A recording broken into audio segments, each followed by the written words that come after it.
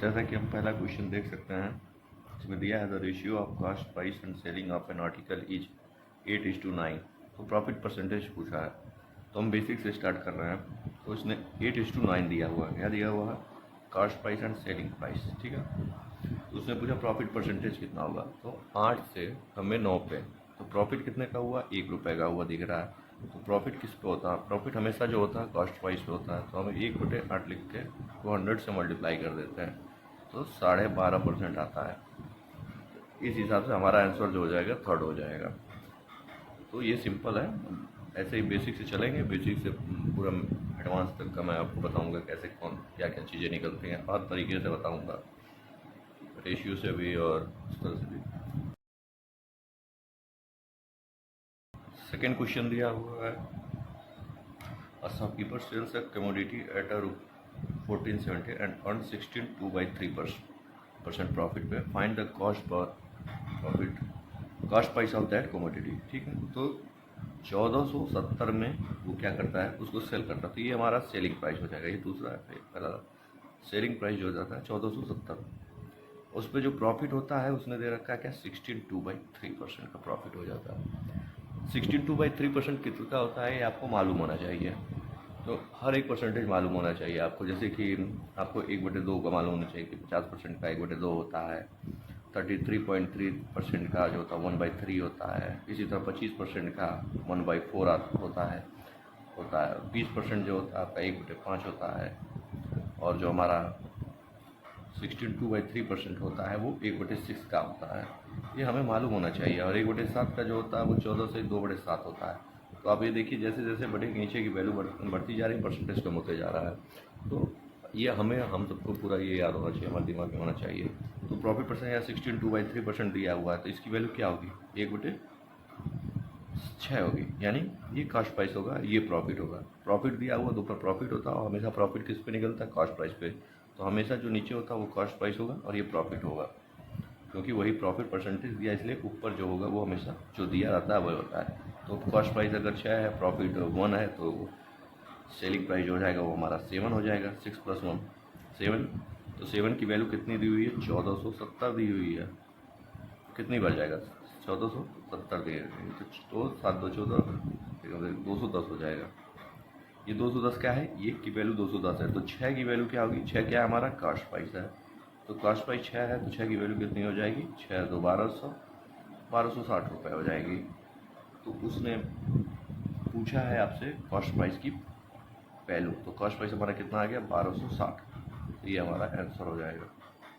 तो इस तरह से हम क्वेश्चन को लगा सकते हैं डायरेक्ट, मतलब एक ईजी वे होता है भैया। ये अपना परसेंटेज अगर आपको याद है तो आप जल्दी से क्वेश्चन को सॉल्व कर सकते हैं। इतना सब लिखने की जरूरत नहीं है, तो समझाने के लिए लिखा जाता है, इतना लिखने की जरूरत नहीं पड़ती है। थर्ड क्वेश्चन दिया हुआ है, when an object is sold eight ₹770 the loss is 12.1/2%। अब यहाँ पे दिया हुआ सेलिंग प्राइस आपको 770, ठीक है। अब उसने बोला है उसमें उसको लॉस क्या हो रहा है? 12.5% का हो रहा लॉस हो रहा 12.5% का। और 12.5% कैसे आएगा आपको मालूम होना चाहिए। कैसे आता है? 1/8 की वैल्यू होती है 12.5%। अब ये लॉस है और ये कॉस्ट प्राइस है। तो लॉस कब होगा? जब हम कॉस्ट प्राइस से कम पे बेचेंगे तब लॉस होगा।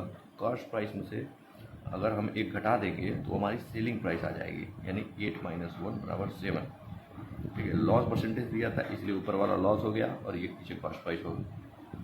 कॉस्ट प्राइस सेलिंग प्राइस आ गई हमारी 7 की वैल्यू कितनी दी हुई है? 770, यानी 110, ठीक है। अब 110 दी हुई है, तो हम कॉस्ट प्राइस की वैल्यू अगर निकालेंगे तो यहाँ से कितनी की कॉस्ट प्राइस हमारी 8 है, तो 8 है, तो 8 की वैल्यू 1110 कितनी हो जाएगी? 880 हो जाएगी। ये हमारी कॉस्ट प्राइस की वैल्यू हो जाएगी। ये हमारा आंसर आ जाएगा, ठीक है। उसके बाद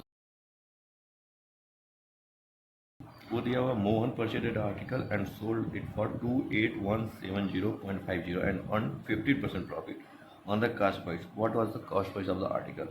तो यहाँ पे क्या दिया हुआ है? इसमें यहाँ पे परचेज करता है आर्टिकल, उसको सोल्ड कर देता है। तो सेलिंग प्राइस यहाँ पे भी दी हुई है। सेलिंग प्राइस कितनी दी हुई है? 2817.50 दी हुई है। प्रॉफिट परसेंटेज कितना दिया हुआ है? यहाँ पे 50% का प्रॉफिट दिया हुआ है, ठीक है। तो what was the cost price of the article, तो प्रॉफिट परसेंटेज दिया तो भाई प्रॉफिट परसेंट हम डायरेक्ट निकाल सकते हैं 15/100। ठीक, तो इसको हम काट देते 3/20, यानी ये हमारा कॉस्ट प्राइस है, ये हमारा प्रॉफिट है। तो सेलिंग प्राइस हमारा कैसे आ जाएगा 20 + 3 23। इस 23 की वैल्यू कितनी दी है 2817.50। तो हम इसको काटेंगे 23 से कम 23, फिर क्या बचेगा 51, 23 दूनी 46, फिर कितना बचेगा 57, तो फिर 23 दूनी 46 जाएगा, 11 बचेगा, तो 122.5 आया एक की वैल्यू। तो एक की वैल्यू है तो कॉस्ट प्राइस कितना है हमारा, कॉस्ट प्राइस हमारा यहाँ पे 20 है, 20 से मल्टीप्लाई कर देंगे 122.5 पर, आराम से इसको लिख देंगे हम इसको 2 × 1225। इसके बाद हम लिख देंगे 12 तो 2450 रुपये। तो ये होगी हमारी कॉस्ट प्राइस की वैल्यू 2450 रुपये।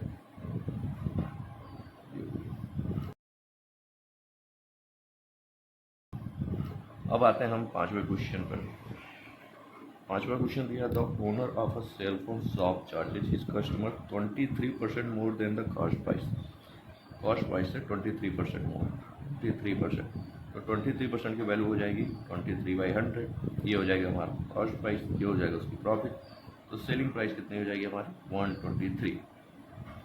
If a customer paid, customer कितना पे करता है 7011 रुपीज़, तो ये कितना होगा 120 में 4 का मल्टीप्लाई करेंगे, 480 5 का मल्टीप्लाई करेंगे तो ये हो जाएगा 600 का नहीं, यानी 5 बार मल्टीप्लाई होगा।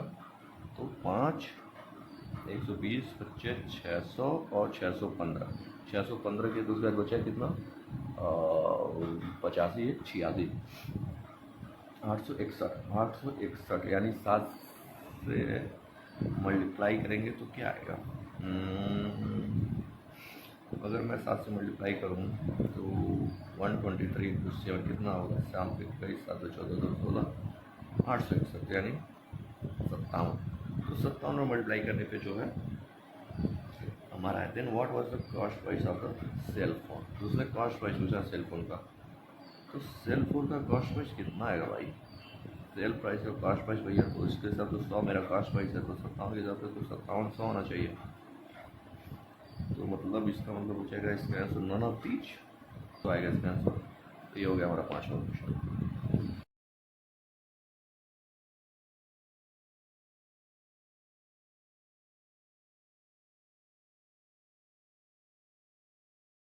तो अपना 6वां क्वेश्चन देखते हैं। इसमें पूछा by what percent the consumption of T be decrease so that the expenditure does not increase if the price of T increase by 20%। यहाँ पे दे रहा है कि प्राइस जो है वो 20% से इंक्रीज कर गया है। 20% की वैल्यू कितनी थी 1/5, यानी प्राइस जो है वो 5 से 6 हो गया, ये जो है प्राइस इंक्रीज हो गया। तो मतलब ये हो गया कि जैसे कि आप पहले मान लीजिए पेट्रोल 100 रुपये का मिलता था, तो 100 रुपये में 2 लीटर मिल जाता था। अब क्या करना, हमको अपना खर्चा तो भैया सेम ही करना 100 रुपये, तो हम 100 रुपये का जाते हैं 1 लीटर तेल लेके आ जाते हैं। अब हमें 2 लीटर से नहीं मतलब, हमें मतलब है कि हम तो 100 ही रुपया खर्चा करेंगे, भले से कम लाएँ। तो हमें एक्सपेंडिचर इसमें बोला है कि सेम होना चाहिए, एक्सपेंडिचर नहीं बढ़ना चाहिए। तो एक्सपेंडिचर नहीं बढ़ना चाहिए मतलब कि प्राइस जितना बढ़ा उतना से कंजम्पशन हमें डिक्रीज कर देना है। जैसे पहले मान लीजिए हम, अब कंजम्पशन से मान लीजिए प्राइस बढ़ा है, ठीक है, हमें एक्सपेंडिचर सेम रखना है। एक्सपेंडिचर सेम कैसे होगा, एक्सपेंडिचर सेम कैसे होगा, जब कंजम्पशन हम 6 से 5 कर देंगे, ठीक है, मतलब 6 × 5 = 30 और 6 × 5 = 30, ये हमारा एक्सपेंडिचर है। मतलब एक्सपेंडिचर अभी भी सेम है, जब हमने कंजम्पशन 6 से 5 कर लिया तो एक्सपेंडिचर देखो 30 ही रुपये का, खर्चा मेरा 30 ही रुपये का हो रहा है। खर्चा मैं पहले भी 30 का कर रहा था, खर्चा मैं अभी भी 30 का कर रहा हूँ, लेकिन मैं अब 5 ले आ रहा हूँ 6 रुपये में।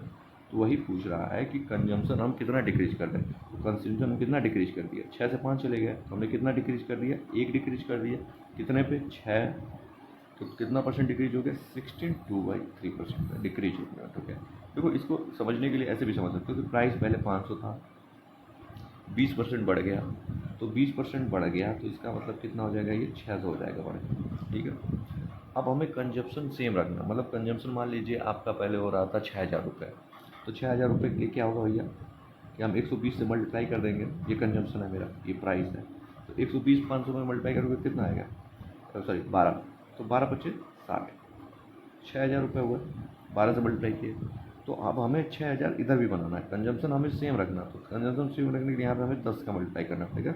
जब हम 600 रुपये का सामान खरीदा तो 6,000 रुपये। तो अब देखो यहाँ पे कंजम्पशन कितना डिक्रीज हुआ, 2 का डिक्रीज हुआ, कितने पे, 12 पे। 2 का डिक्रीज हुआ 12 पे, तो कितना डिक्रीज हुआ, 1/6, वही हो गया 16.3%। तो ये है कि कंजम्पशन हम एक्सपेंडिचर सेम होना चाहिए। कंजम्पशन हमने कम कर दिया, कोई दिक्कत नहीं। एक्सपेंडिचर सेम दिया है, एक्सपेंडिचर सेम होना चाहिए। एक्सपेंडिचर हमने सेम ला दिया कि 6,000 रुपये खर्चा मेरा अभी भी हो रहा है, 6,000 रुपये खर्चा पहले भी हो रहा था। तो इस क्वेश्चन को करने का सबसे आसान तरीका यही होता है। इसको मान के भी कर सकते हैं कि 100 रुपये का सामान था, उसमें हमने पहले कंजम्पशन 100 kg का करते थे, तो टोटल खर्चा इतना हुआ, अब हमको कम कर सकना पड़ेगा। तो इस तरह करने की सबसे आसान तरीका यही है, परसेंटेज में रेशियो से मान के करना। आप इसको कैसे कर सकते हैं, ठीक है।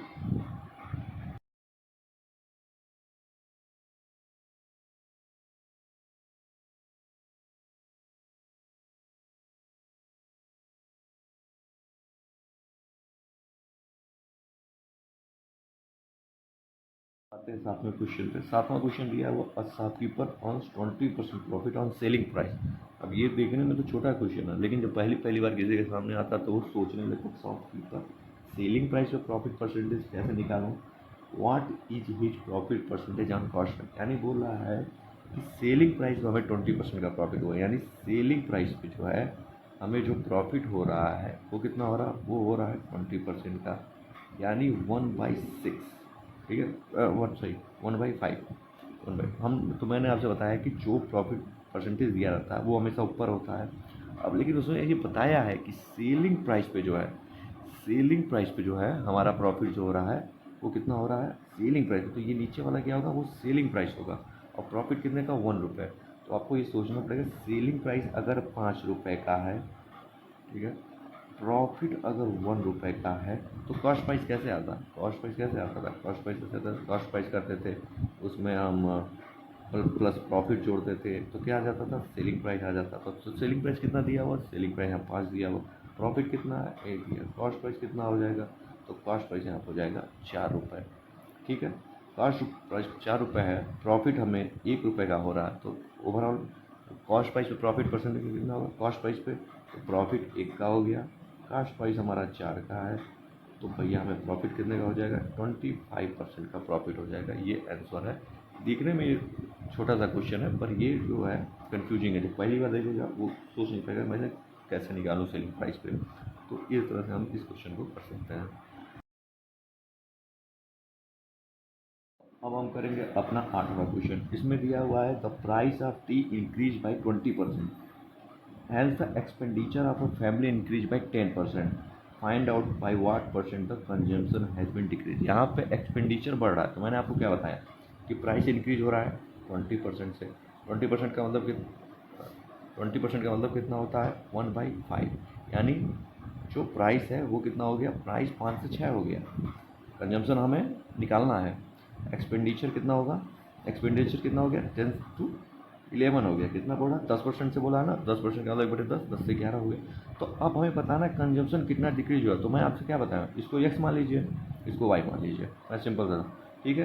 तो प्राइस और कंजम्पशन को जब मिलाएंगे तो एक्सपेंडिचर आएगा, तो यस की वैल्यू कितनी आ गई, 2 आ गई। 6 में y का मल्टीप्लाई करेंगे तो कितना आएगा, 11, तो y की वैल्यू कितनी हो गई, 11/6 हो गई। तो कंजम्पशन कितना आ गया, यहाँ पे यक्स कंजम्पशन कितना आ गया हमारा, 2 और 11/6 आ गया। पहले कंजम्पशन 2 हो रहा था, अभी 11/6 हो रहा। तो पूछा कंजम्पशन में कितना डिक्रीज हो गया, कंजम्पशन में डिक्रीज हो गया 2 - 11/6, ठीक है। कितने पे हुआ है, जिस पे हो रहा है कंजम्पशन पहले वाला निकालेंगे, उसके बाद इंटू 100 कर देंगे, ठीक है। अब इसको निकाले, 6 2 12, 1/6, एक कितना आ जाएगा, 1/6 और 1/12 इंटू 100 आ जाएगा। अब इसकी वैल्यू कितनी होती है, तो ठीक है, 1/12 की वैल्यू 1/12। तो हमें क्वेश्चन में क्या दिया हुआ था कि प्राइस इंक्रीज किया गया 5 से 6, तो एक्सपेंडिचर 10 से 11 हो गया, तो कंजम्पशन कितना डिक्रीज हुआ, कंजम्पशन कितना हो गया, प्राइस में हमने मल्टीप्लाई कर दिया कंजम्पशन का, तो एक्सपेंडिचर आ गया हमारा 2, ठीक है। 6 इंटू वाई कर दिया तो हमारा बाद का कंजम्पशन आ गया। तो वो पूछ रहे कंजम्पशन कितना डिक्रीज, पहले 2 हो रही थी, तो हम इसको ऐसे देखो, इसको सिंप्लीफाई करने के लिए आप ऐसे भी कर सकते हैं कि 6 से मल्टीप्लाई कर दें तो मतलब से, तो 6 2 12 और 11, इसको हम डायरेक्ट भी कर सकते हैं क्योंकि 12 और 11 तो कंजम्पशन में कितना डिक्रीज हो जाता है भैया, 1 का डिक्रीजमेंट हो रहा है कितने पे, 12 पे। तो इसको आप डायरेक्ट भी कर सकते हैं, जरूरी नहीं है कि इसको ऐसे घटाएं, इस रेशियो में आप बराबर भी कुछ मल्टीप्लाई करके उसको सिंप्लीफाई भी कर सकते हैं। तो इस तरह से इस क्वेश्चन को ना, बहुत ही बढ़िया क्वेश्चन है ये। ऐसे क्वेश्चन जो है प्रीलिम्स में बहुत आते हैं, चाहे वो SSC का हो चाहे IBPS का हो, बहुत ही, और ये सबसे मस्त तरीका है, सबसे जबरदस्त। बस याद रखिए प्राइस और कंजम्पशन को मल्टीप्लाई करेंगे तो एक्सपेंडिचर आएगा। अब उसमें बढ़ाएं घटाएं कुछ भी करें, सिंपल वे में आप लगाएंगे तो इसका आंसर 81/3% जो है वो आ जाएगा आपका।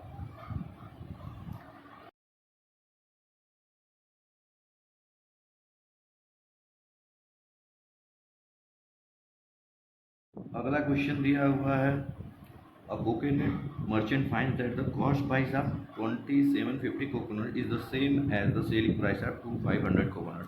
ये क्वेश्चन सिंपल होते हैं, इसको आप लिख कर ऐसे कर सकते हैं कि 2750 जो कोकोनट्स के कास्ट प्राइस हैं वो 2500 कोकोनट्स के सेलिंग प्राइस के बराबर है। तो आप इसको ऐसे काट देंगे, इसके बाद इसको काट देंगे तो 25 11 और 25 10, उसके बाद cost price upon selling price को आपका रेशियो मिल जाएगा 10/11, यानी 1 का प्रॉफिट हो गया। सेलिंग प्राइस 11 है, कॉस्ट प्राइस 10 है, आपको मिल गया 1 का प्रॉफिट कितने पे, कॉस्ट प्राइस 10 है, तो आपको मिल गया भैया 10% का प्रॉफिट। ये हो गया आपका प्रॉफिट। तो इस क्वेश्चन को ऐसे लिख कर आप कर सकते हैं, इजी क्वेश्चन होता है। तो ये हमारा 9वां क्वेश्चन था।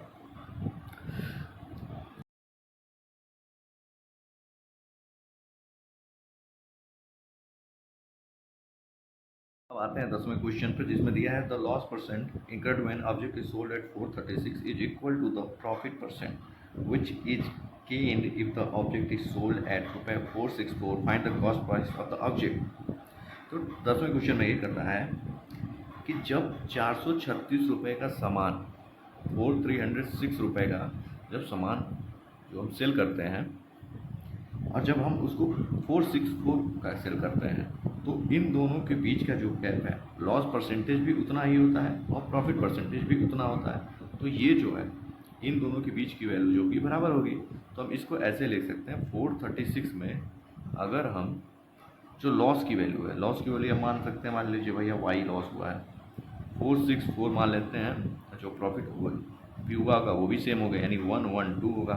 ठीक है, तो अगर आप इसको माइनस करेंगे तो देख लीजिए यहाँ पे 2y हो जाएगा, इसको मतलब आ जाएगा तुम्हारा 56 और 28 64, तो y बराबर 14 आ जाएगा।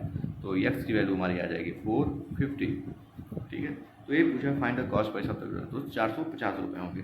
इसको करने का एक और सिंपल तरीका है कि देखिए क्या बोला उसने कि जितने का प्रॉफिट हो रहा है उतने का ही लॉस हो रहा है, यानी ये दोनों बराबर हैं, तो इन दोनों के बीच का गैप कितना है डायरेक्ट देखेंगे, तो इनके बीच का गैप 28 है, तो दोनों को 2 से डिवाइड कर देंगे तो वो बराबर हो जाएगा।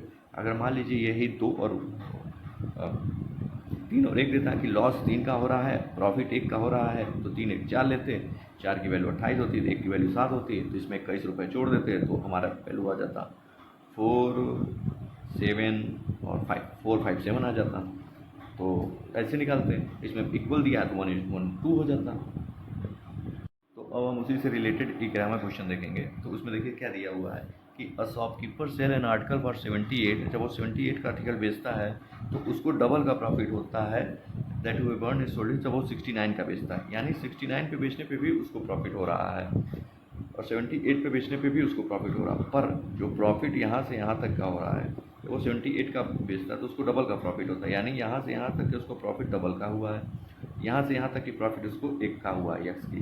तो अब देखो ये 2 है और ये 1 है, तो इसका मतलब आप इसको ऐसे देख सकते हैं 78, ठीक है, -2x बराबर 69 - x। ठीक है, 69 में से अगर हम वो प्रॉफिट जो घटा देंगे तो अपनी वैल्यू आ जाएगी x, या हमने ये जो है प्रॉफिट जोड़ा है, तो 2x उधर जाएगा तो x हो जाएगा, तो x की वैल्यू कितनी आ जाएगी 9। तो 78 से अगर हम 2 बार 18 माइनस करेंगे तो यहाँ पे आएगा 60, यहाँ पे आ जाएगा 60। तो आपको पता चलेगा कि कॉस्ट प्राइस जो है 60 है। तो इस तरह से हम निकाल सकते हैं इन सारी की वैल्यू। ठीक है, आप इसमें डबल का प्रॉफिट हुआ है 1 का प्रॉफिट हुआ है। तो यहाँ से दिया हुआ था ना कि जब कॉस्ट प्राइस से 78 पे बेचते हैं तो डबल का प्रॉफिट होता है, फिर उसके बाद डबल का प्रॉफिट होता है। इसको डायरेक्ट कैसे कर सकते हैं, 78 से 69 और 69 से कितना, तो 69 से जो प्रॉफिट होता है वो 1 का हुआ है, पर जब 60 से 78 का प्रॉफिट होता है तो वो 2 का होता है। तो इन दोनों के बीच कितना का गैप है, 2x 1, तो यहाँ भी 1 हो जाएगा, तो इन दोनों के बीच का गैप 1, तो इस 1 के गैप की वैल्यू कितनी है, 9। तो 1 यानी इसका मतलब 69 से अगर 9 रुपये कम हम बेचेंगे, 9 रुपये कम कर देंगे तो कॉस्ट प्राइस आ जाएगा, तो वही दिया हुआ है। तो आप ऐसे डायरेक्ट इसको कर सकते हैं, 78 69 दिया हुआ है, तो इसके बीच का प्रॉफिट कितना दिया था, 2 दिया था, इसके बीच का प्रॉफिट 1 दिया हुआ था, तो इन दोनों के बीच का गैप 1 होगा, तो 1 की वैल्यू यहाँ से वो 9 आ जाएगी, और 9 इसमें से घटा देंगे तो 60 आ जाएगी, कॉस्ट प्राइस हो जाएगा। इसे डायरेक्ट कर सकते हैं इसको, नहीं तो इस तरह से भी आप कर सकते हैं इसको।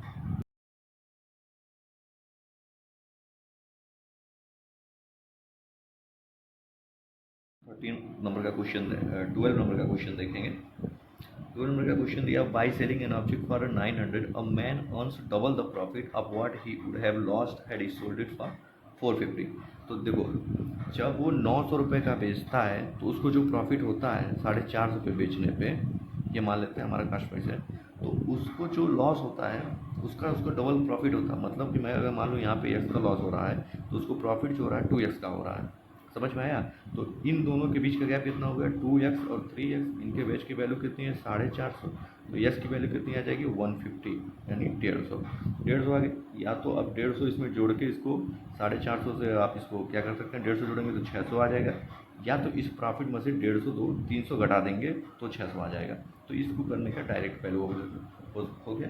तो ऐसे मैंने आपको 3-4 क्वेश्चन करा दी। अब मुझे लगता है आप लोगों को क्लियर हो गया होगा कि इस क्वेश्चन को कैसे करते हैं, डायरेक्ट आप निकाल सकते हैं। उनके बीच की गैप लीजिए, लॉस हुआ है तो जुड़ जाएगा, प्रॉफिट होता है तो आपस में घट जाते हैं, क्योंकि जब लॉस होता है तो वाई से और कम हो जाती है वैल्यू, और जब प्रॉफिट होता है तो पास में वैल्यू रहती है, ठीक है।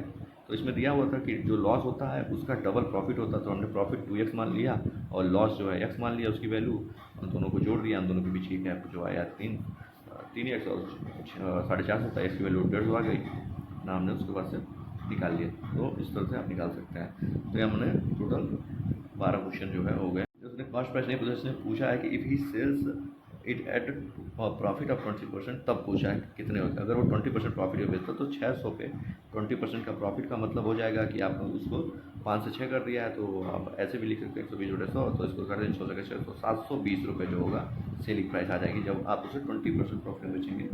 तो ये आपका आंसर आ जाएगा, ठीक है।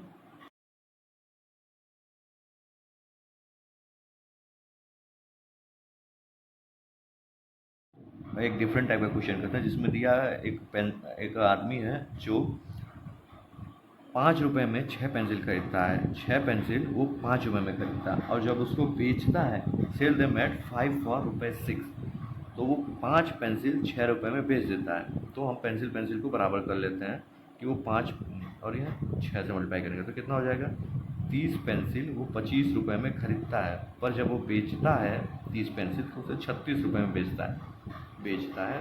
तो उसका प्रॉफिट कितना हुआ, उसको 11 का प्रॉफिट हो गया, कितने पे, 25 पे। तो उसको प्रॉफिट परसेंटेज कितना आ जाएगा भैया, 44% का प्रॉफिट हो गया।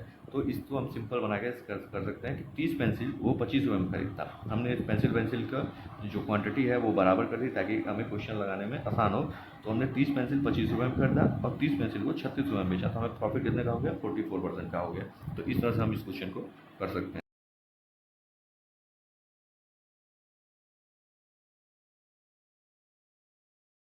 अब हम लोग अगला क्वेश्चन देखेंगे, काफ़ी अच्छा क्वेश्चन है ये। इसमें दिया हुआ कि the price of T increases by 32% and the house wife का जो एक्सपेंडिचर है वो 10% से बढ़ जाता है। अगर वो पहले 10 केजी खरीद लेती थी तो अब वो कितना खरीदेगी। तो इसमें दिया, देखिए क्या दिया हुआ, मैंने जो बताया उसी तरीके से मैं क्वेश्चन को लगाऊंगा, कुछ भी अलग नहीं ट्राई करूँगा, ताकि आप लोगों को एकदम क्लियर हो कि किस तरह से इस क्वेश्चन को आप हर एक क्वेश्चन को इस तरह से बना सकते हैं। तो प्राइस ऑफ टी कितना हो जाता है, देखो 100 से प्राइस टी बढ़ जाता है 132, ठीक है। उसने क्या बोला है, ये प्राइस है, ठीक है, ये प्राइस है उसका, ठीक है। और उसने क्या बोला, पहले वो 10 केजी खरीद लेती थी, इसका मतलब कि 10 केजी उसका कंजम्पशन हुआ, ठीक है। तो मैंने क्या बताया, प्राइस और कंजम्पशन को मल्टीप्लाई कर देंगे तो आपका एक्सपेंडिचर आ जाएगा, 1000 रुपये आएगा। फिर उसने बोला है कि अगर उसका एक्सपेंडिचर 10% से बढ़ जाता है, 10% से बढ़ जाता है एक्सपेंडिचर, मतलब 1000 से 10% बढ़ेगा तो कितना हो जाएगा 1100। तो अब क्या कंजम्पशन हो गया है 132 में, क्या हम क्वांटिटी लेकर आएंगे कि 1100 हो जाएगा। तो हम इसको सिंपली 132 इंटू यस करके 1100 से हम मल्टीप्लाई कर देंगे, ठीक है। तो यक्स बराबर क्या आ जाएगा 1100 अपॉन 132, इसको 11 से डिवाइड करेंगे तो 100/12 आ जाएगा, इसको हम काटेंगे तो 81/3 kg आ जाएगा आंसर, ये आ जाएगा इसका। अब वो 132 रुपये में केवल 81/3 kg ही बाई कर सकती है। मैंने कुछ और अलग आपको कहने में उसी सेम तरीके से जो मैंने पहले बताया है आपको, उसी सेम तरीके से मैंने इसको सॉल्व किया। हर एक क्वेश्चन को आप इस तरह से सॉल्व कर सकते हैं। बस आपको याद रखना है प्राइस है, कंजम्पशन है, एक्सपेंडिचर है, प्राइस को कंजम्पशन से मल्टीप्लाई करेंगे तो एक्सपेंडिचर आ जाएगा। तो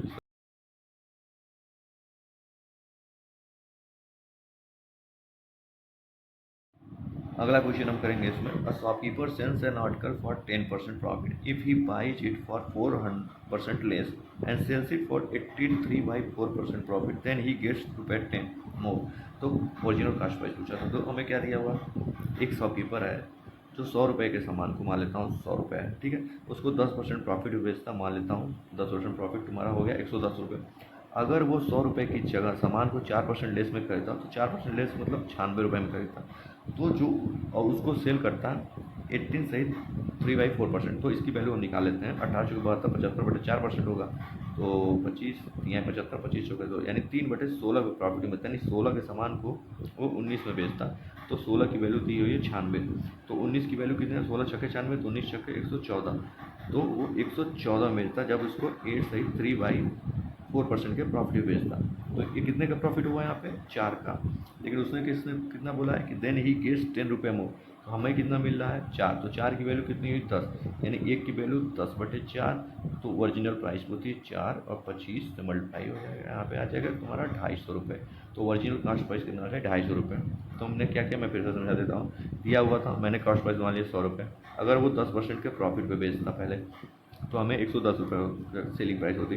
अगर लेकिन वो अगर अपने सामान को 4% कम में ख़रीद लेता तो 96 रुपये में खरीदता वो, 96 रुपये का खरीदता, उस पर प्रॉफिट जो हुआ है 80 से 3/4% पे बेचता है, तो हमने वैल्यू निकाली 3/16, यानी 16 रुपये का सामान 19 रुपये में बेचता है, तो 16 की वैल्यू दी हुई है 96, तो 16 छक्के 96, 19 छक्के 114, तो 114 रुपये में बेच, तो उसको एक्चुअल प्रॉफिट कितना हुआ मेरे से हिसाब से 4 रुपये, लेकिन दिया कितना है 10 रुपये, यानी 4 की वैल्यू 10 रुपये, एक की वैल्यू 10/4, तो 100 की वैल्यू जो ओरिजिनल कॉस्ट प्राइस जो हमने मानी थी 100, वो 250 रुपये है, ठीक है। तो ये आंसर आ गया मेरा।